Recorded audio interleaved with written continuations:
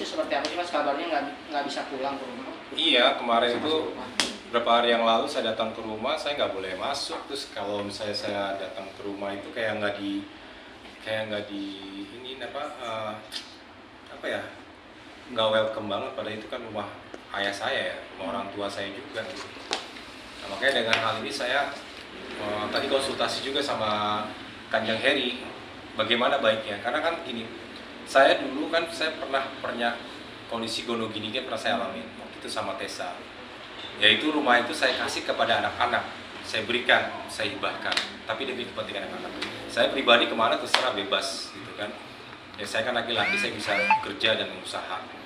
Nah, kondisi sekarang ini kok saya lihat ibu sambung saya yang sebelumnya ini kok tidak bisa bersikap adil ya. Padahal kan waktu itu saya juga pengen datang aja, pengen ketemu sama adik-adikku gitu loh. Kok kayak nggak welcome, kenapa? Gitu. Saya jadi sebuah pertanyaan, maka nggak boleh masuk malah. Sampai sejam 2 jam lebih saya nggak bisa masuk rumah saya. Ada apa gitu? Padahal sebenarnya sih santai-santai aja, jangan terlalu yang dibuat yang terlalu Kanjeng. Itu rumah warisan apa gimana? Itu rumah waris, rumah orang tua saya, gitu kan. Nah, untuk haknya sendiri, haknya ada Mas Andi memiliki hak juga di situ atau seperti apa? Iya, karena itu kan gimana kan secara Dia mempunyai aspek hukumnya gimana? Waris. Ya, anak. Kan itu kan bapak saya. Jadi waktu dalam pernikahan itu mereka menikah dan punya rumah itu. Nah, kebetulan karena ayah saya ini harus sangat sayang sama keluarga, dikasihlah sertifikat atas nama kepada ibu sambung saya yang sebelumnya. Jadi sekarang rumah itu sertifikat atas nama ibu sambung. Ya, cuman itu kan masih dalam bentuk makanya kita mau minta sama Kanjeng untuk konsultasi hukumnya untuk layankan gugatan gono gini dan kesepakatan. Memang rumah itu sudah ada dari pihak keluarga mau untuk dijual. Tapi ya selama masih belum dijual saya mau datang kok dipersulit gitu loh. Kayak kesannya kok jadi saya nggak punya rumah ya. Sempat gitu. Ngomong alasannya apa nggak? Ya pokoknya dia bilangnya kamu nggak boleh di sini. Kok kenapa? Sampai keprek-keprek pintu masuk. Iya, saya ketok-ketok pintu semuanya. Ada itu saya juga sampai akhirnya saya mau ramein aja gitu loh. Saya ini kok nggak ada sih, ini anak loh. Ini ketika kedua orang tua ribut, jangan salahkan anak. Gitu loh. Kami itu nggak minta untuk dilahirkan loh. Ya seperti itu. Ya, jangan salahkan kami ketika ada terjadi permasalahan, ya itu urusan kalian selesaikan. Tapi berikanlah keadilan kepada anak-anak, kan itu. Seperti yang saya lakukan, seperti saya contohkan kepada anak-anak saya pada waktu itu ya, Kanjeng ya. Saya hibahkan, saya hibahkan untuk, jadi saya tuh udah nggak punya hak milik lagi. Karena rumah yang saya di Duren 3 itu udah saya kasih ke Lasya dan Tafka. Nah itu sudah bukti saya gitu, maksudnya dari bukti yang saya lakukan, saya mau bikin penerapan ini kepada keluarga saya, dari orang tua saya dan adik-adik saya. Saya kan punya adik ada 5 ya. Nah maksudnya gini, buat kepentingan anak-anak yang adil ya, kita kan mencari titik adilnya gitu. Jadi udah lama saya egois lah sebagai orang tua. Bang Sandi, hubungan dengan ibu sambung itu sebenarnya gimana sih? Hubungan Bang Sandi ya dengan ibu sambung sebelumnya itu? Sebenarnya kami baik-baik aja dulu, baik-baik aja karena memang dari kecil juga kita kan diasuh juga. Karena kan saya suka ikut sama papa ya. Saya juga sama adik saya, Angga semua baik gitu. Makanya kita lagi mencari titik temu yang baik gitu loh.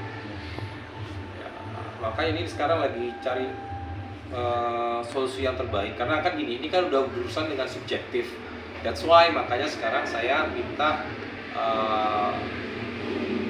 yang dari pihak keluarga menunjuk Kanjeng Heri ya, untuk sisi objektifnya supaya kita tuh nggak makin mempengaruhi permasalahan ini gitu, supaya akhirnya kita dapat titik adilnya, orang tua kita juga nyaman semuanya, adik-adik juga nyaman kan. Adik saya kan Saratumiwa ya, Saratumiwa, Prila, Angga, Daniel tuh semuanya pada baik semua gitu.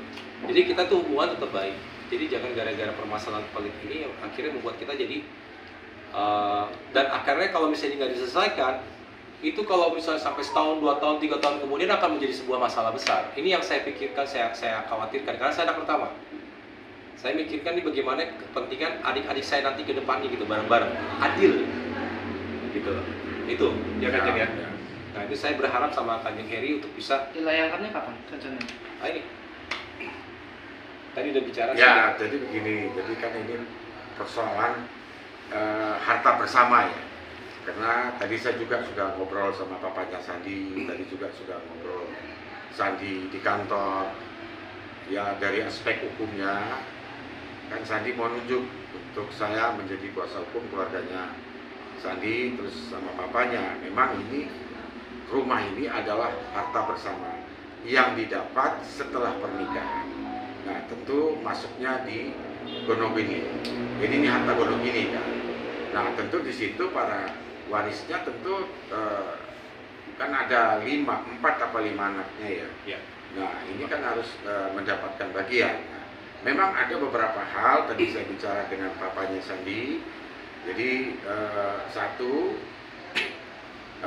bisa dilakukan mediasi ya kan untuk dibagi harta bersama itu, atau dari pihak istri ataupun pihak suami bisa membeli itu rumah, dan begitu solusinya. Jadi dijual atau dibagi bersama. Kalau memang mediasi di luar pengadilan tidak bisa, ya kedua belah pihak bisa melakukan gugatan ya kan di pengadilan untuk pembagian harta Gonogini. Nah jadi ada beberapa hal yang bisa dilakukan untuk mendapatkan harta Gonogini, karena itu hak itu siapa? Ya termasuk anak mendapatkan itu semua, baik dari istri, kan ini kan dari ibu sambungnya Sandi ya kan. Nah itu situ Sandi pun punya hak. Tapi yang saya menyoroti, yang saya sangat sayangkan dari ibu sambungnya Sandi, karena rumah itu Sandi mempunyai hak. Dan apa yang saya lihat Sandi ke rumah ibu sambungnya itu, bahwa Sandi mau masuk ke sana, itu menurut video yang Sandi kirim itu tidak dibenarkan masuk. Nah disinilah yang kurang bagusnya ibu sambungnya. Jadi kamar saya dijadiin gudang. nah di situ kan jadi ada beberapa Kamar saya jadi gudang. yang Jadi kayak udah tatap Ya. hancur. ya saya rasa memang kalau memang jalur musyawarah ataupun mediasi tidak bisa diselesaikan, ya gugat ke pengadilan. Nah tadi juga saya mengatakan sama bapaknya Sandi, nah memang dari ibu sambungnya Sandi, nanti kalau memang dihadapkan dengan notaris manapun, ya saya dampingi orang tuanya Sandi. Jadi yang paling penting saya berharap kepada ibu sambungnya Sandi agar persoalan ini tidak berguling di pengadilan, tidak bergulir ya, maksudnya di pengadilan. Kalau memang bisa, selesaikanlah di luar pengadilan agar persoalan ini tidak berkembang kemana-mana. Ya. Nah ini yang diharapkan dari pihak keluarganya, papanya Sandi. Jangan sampai ini bergulir di pengadilan. Nah ini kan haknya anak, ya kan? Hak anaknya itu, orang tua ini ya harus bijak di dalam memberikan hak dari apa yang didapat oleh dari orang tua Sandi, apa ibu bapaknya Sandi. Nah kalau kita berharap bahwa ya sudah dibagi aja, selesai kan.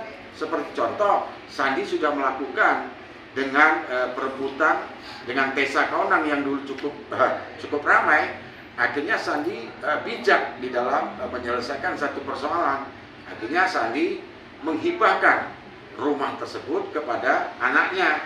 Nah nanti kapan anaknya dapat? Setelah nanti umur 18 tahun. Nah itu bisa nanti setelah umur 18 tahun, itu bisa dibalik nama ke anaknya Sandi yang sekarang yang masih sama ibunya. Nah ini Sandi kan sudah mencontohkan. Nah Sandi berharap ibu sambungnya seperti itu. Nah tetapi harapannya Sandi sendiri itu belum terkabulkan. Nah jadi disitulah persoalannya. Makanya apakah ini nanti lanjut di pengadilan, ya kita belum tahu. Tapi papanya Sandi akan coba memusyawarahkan, menemui mantan istrinya.